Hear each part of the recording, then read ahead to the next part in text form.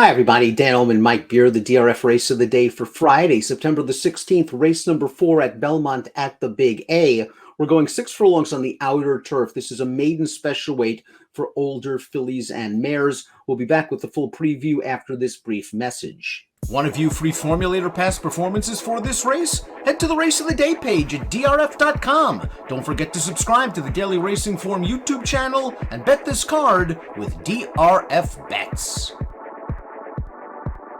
Here is the field for the kickoff leg of the $1 pick 6 at Belmont at the Big A on Friday. Interesting group of maiden specials, Mike. 8 entered in the body of the race. The 9 Arrogant Lady entered main track only. Expand the Map is 6-5 on the morning line for Chad Brown. She's also been the beaten favorite twice in her career, and she's coming off a layoff. Yeah, another layoff here. One start, earlier in the spring going a mile where she blew a clear stretch lead at 2-5. Chad's regrouped a little bit. Now they're going to try to sprint her and see if that makes any difference. I guess she's the horse to beat. We'll throw up the Timeform US pace projector for this turf sprint. The 6 Glitter Up has shown speed in most of her starts. She's been on the lead at the pace call in her last 5. Trainer Tim Hills might try to slow her down a little bit by removing the blinkers, but I still think she's going to make the lead. 6th Street has a little bit of speed as well. I think if Glitter Up, though, wants to go, she's going to make the front. Yeah, I just thought that she was the fastest horse early in this race. I understand they're taking the blinkers off. I'm not sure that means they want her to try a different running style here, Dan. I think that maybe they're trying something different because this filly's been sort of around it and not quite finishing up in several of her races along the way here. I think they're just trying to try something different here, but I think they're going to still use her speed. The number 1 6th Street added blinkers for her most recent start at Saratoga, cutting back to a turf sprint. And in that race, she pushed the pace set by Glitter Up and just couldn't go with that one late. So I think she does need to improve a little bit. It's not out of the question, 3rd start of the form cycle.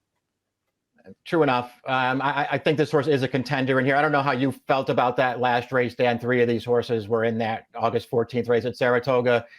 I don't know. I didn't see the excuse for 6th Street there. I thought she got a good trip, had every chance to win, and wasn't good enough in the stretch. Irad takes over here. I don't see why that makes that much of a difference. I didn't really want to bet this horse. For the record, I'm against that maiden special weight field on August the 14th and anybody that's coming out of it right now.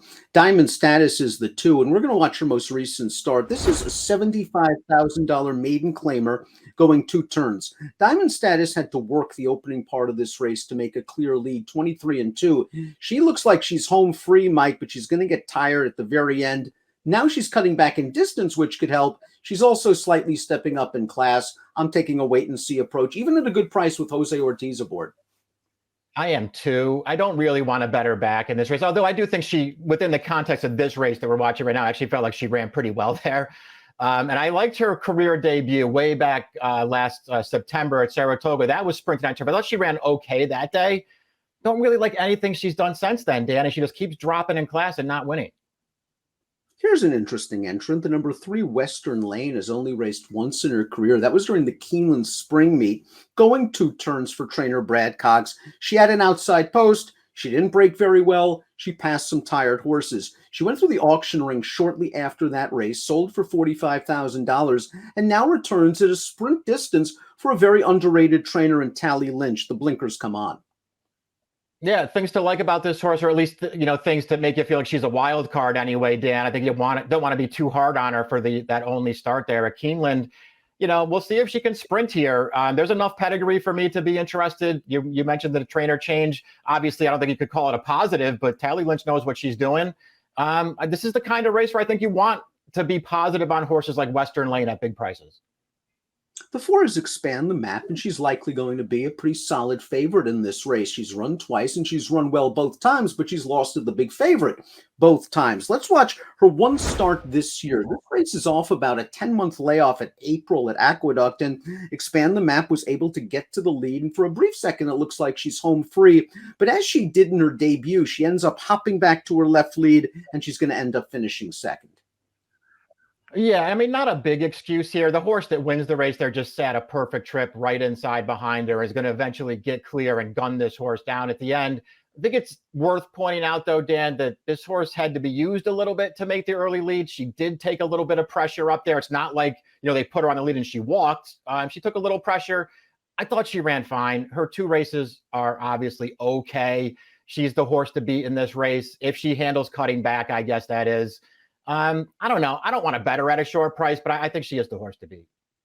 Your opinion of her cutting back. Is this a situation where she's coming off the layoff? Chad is finding a starting off point for her? Or do you think he's been disappointed with those 2 losses at short prices and maybe she's better sprinting? Yeah, I mean, obviously, I don't have any inside information there. I'm assuming it's the latter, that he's just been disappointed. I don't see why he, coming back off of a 5-month layoff, that he would think she has to sprint. Chad has these horses ready to go off of layoffs. I think they're trying something different here because they've been disappointed in her first 2 losses. Yamas is the 5. She's very lightly raced. She's only started twice. I think he can project upside, especially with the addition of blinkers for trainer Jimmy Jerkins. Now, she finished behind Glitter Up in that August the 14th race. I wasn't thrilled with that race, but maybe of the 3 horses exiting that race, this horse has the most upside. Yeah, I think that's probably a fair way to look at her. Like you, I don't really want any of the 3 exiting that Mrs. Green race, but I guess if you told me that I had to use one of them, I would just use this horse. She was further away from the pace than the other 2. She made a little bit of a run in there. I suppose she could improve again. Glitter Up, the number 6, is the projected speed under Dylan Davis. Let's watch her return to turf at Saratoga last time out. This is the race with Yamas. This is the race with 6th Street. And she put away 6th Street. She turns into the stretch, but she never really looks like she's going to win this race. And eventually she'll hop back to her left lead. Tim Hills is a very good trainer. He's going to take blinkers off. And she does have figures and she does have speed. Yeah, I mean, she could win this race. They're going to just put her on the lead again, and maybe this is finally the right field for her, and she'll just take this group all the way. Just don't like that last performance that we just watched there, Dan. She ran, fine in there, I suppose, and it was a new buyer top for her. Actually, both times they sprinted her on turf, she's run pretty well. They're probably the 2 best races of her life. I just don't know that she's that good. Let's talk a little bit about the 7 Adams Angel. The horse sold for 7 figures as a yearling, made 1 start in 2021 and ran okay. Your typical Shug McGahee debut, right? Ran on a little bit at the end. You could build off of it. Long layoff after that race. You wonder if something went wrong. There's so much dirt in this pedigree. Do you think Shug's giving up switching to turf right away off only 1 start this year? Yeah, I don't like the surface switch for this horse at all. So we'll see. I mean, obviously, you mentioned there's a lot of dirt, some real quality dirt in this female family, but it's a Phipps family. And so that tends to translate between surfaces. It feels like those Phipps horses can do anything. So maybe it's not a negative. This horse ran fine first time out last November. I don't know. The winner of that race, Sent For Me, was super impressive wiring that field and has never run back from there. I don't know what happened to her. But that was a good performance for this horse. I don't know what you thought about her return at Saratoga, Dan. I thought she was terrible in there. I get that she had a little bit of traffic in that race, but to me, that trip ultimately worked out. And this horse came up completely empty in the stretch. I do not like the surface switch.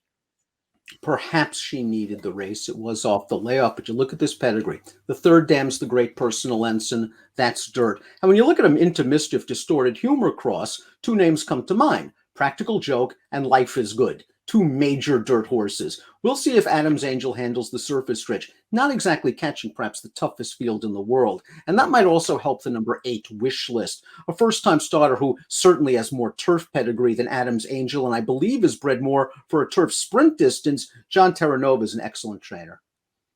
Yeah, this horse has a really big pedigree. This Sire Astern, boy, there aren't a ton of them around right now, but they're all turf horses and they can all sprint.